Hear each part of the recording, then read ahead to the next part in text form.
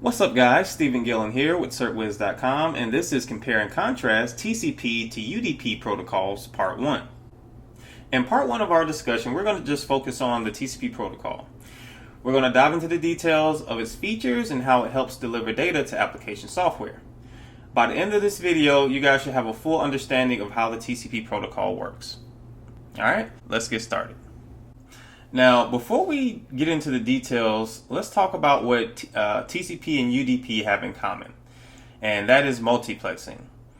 Multiplexing by TCP and UDP involves the process of how a computer thinks when receiving data. All right, multiplexing tells the receiving computer to which application to give the received data. Now, to make these decisions, multiplexing uses a concept called socket or a socket. A socket consists of three things: an IP address, a transport protocol, so TCP or UDP, and a source and destination port number. So to demonstrate how the multiplexing process works using sockets, let's take a look at an example of a host computer with multiple network connections open and how these connections might look using sockets. Alright, for this example, let's say our client computer has connections open sending and receiving packets from three network applications. We're going to use Microsoft Outlook, Skype, and Twitter. This is what those connections would look like. Now, we said earlier that a socket is made up of three things. That's an IP address, the protocol, so TCP or UDP, and the port number. So looking at our example, you see our client computer is connected to three remote network application servers, and that's Outlook Email, Skype, and Twitter. You can see that the source and destination socket information, for example, our client Outlook Email socket has a source IP address of 10.1.1.1, so the IP address of the computer, the protocol being used, which is TCP, and our port number, which is 1030. Now, you may be asking yourself, why port 1030? It's because our client computer just needs a port number that is unique to the client application. So in this example, the client sees that port 1030 is available and uses that port. Client host computers typically allocate dynamic port numbers starting at 1024. This is because the ports below 1024 are reserved for well-known applications.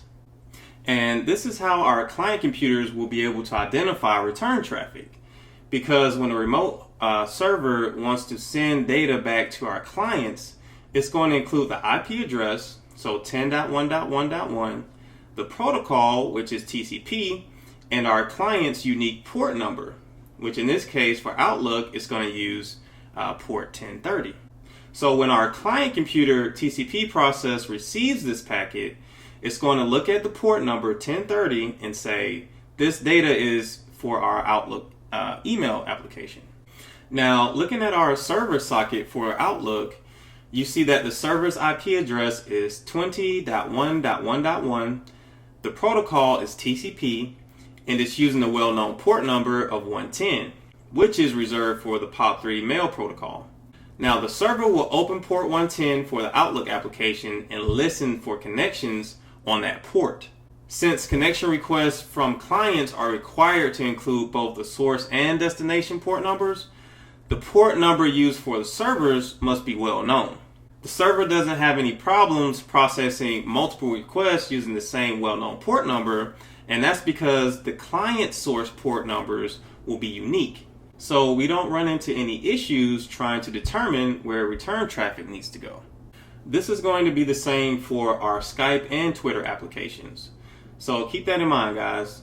And by the way, here are a list of well-known port numbers you guys should be familiar with for your exam. And that's how multiplexing works using sockets. So next up, we're going to talk about how TCP handles connection establishment and termination. Now, before we can start using any of the TCP features, the connection establishment process has to happen first. This is done through the process of synchronization or SYN and acknowledgement ACK. So looking back at our client computer and our web server, the connection process would look like this.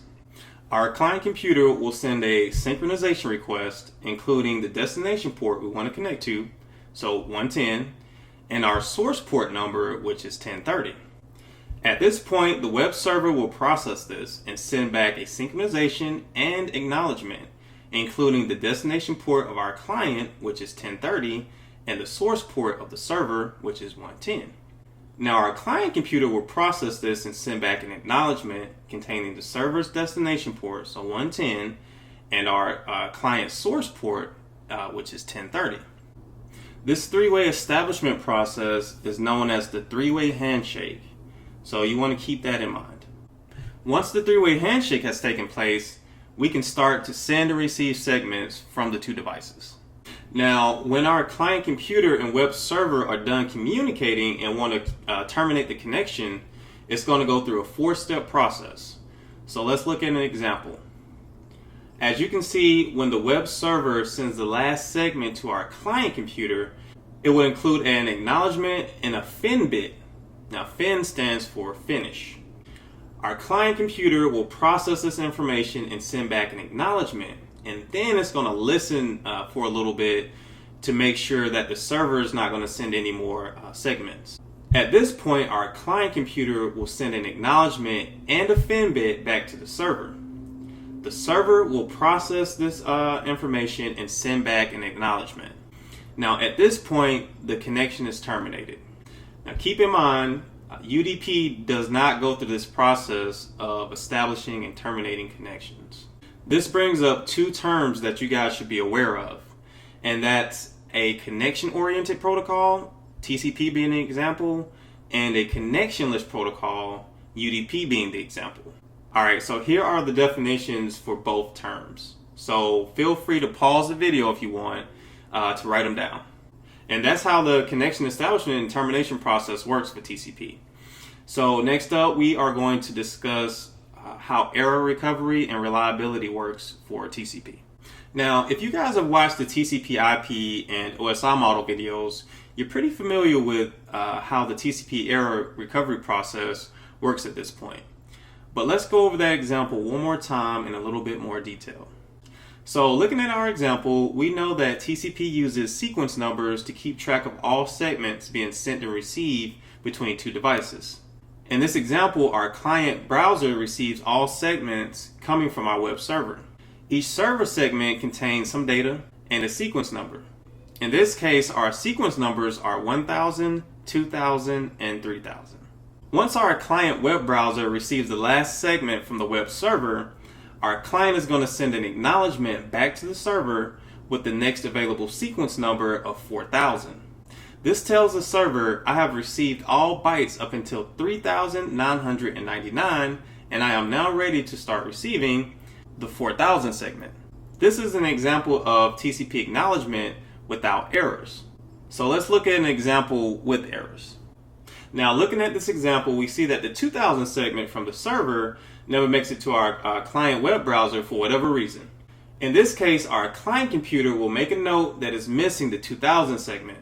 Now, when our client computer receives the last segment, which is 3000 from the server, it's going to say, okay, I've received segments 1000 and 3000, but I'm missing 2000. I will ask for that next. At this point, instead of sending an acknowledgement back to the server with the next sequence number, which is 4000, our client will send the acknowledgement with the missing sequence number of 2000.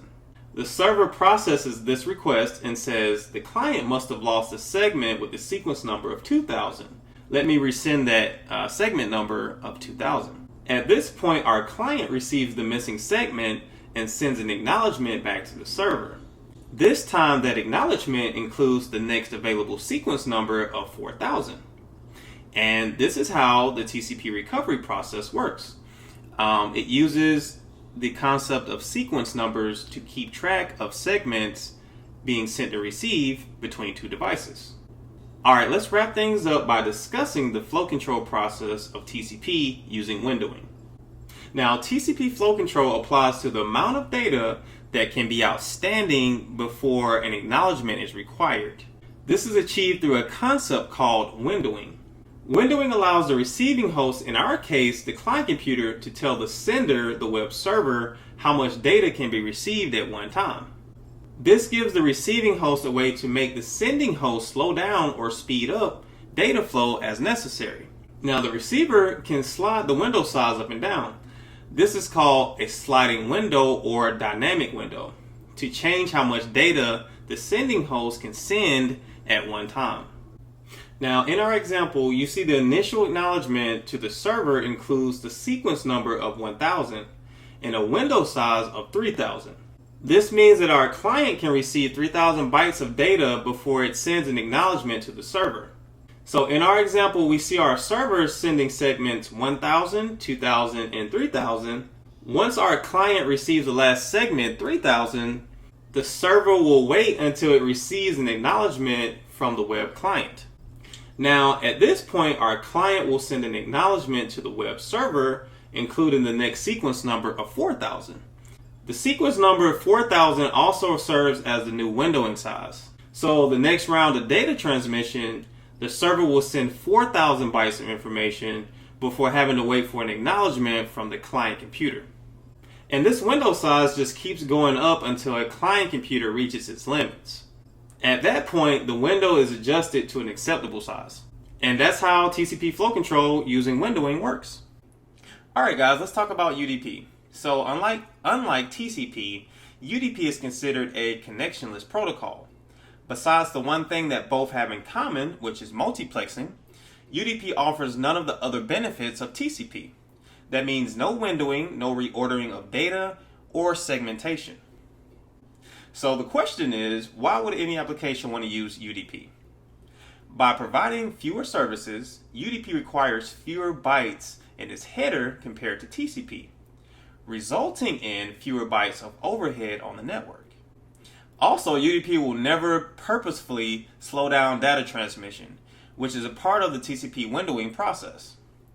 And since error recovery isn't attempted with UDP, it makes the UDP protocol much faster than TCP.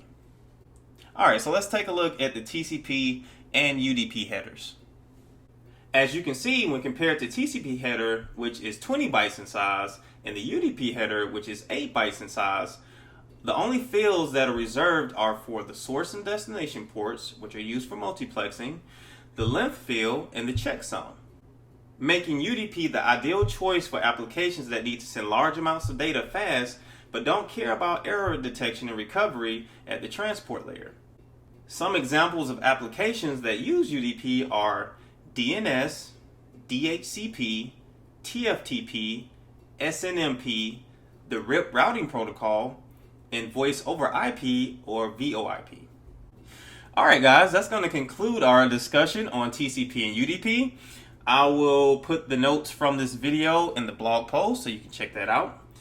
And like always, I appreciate you guys stopping by, checking out my videos, liking and sharing, commenting.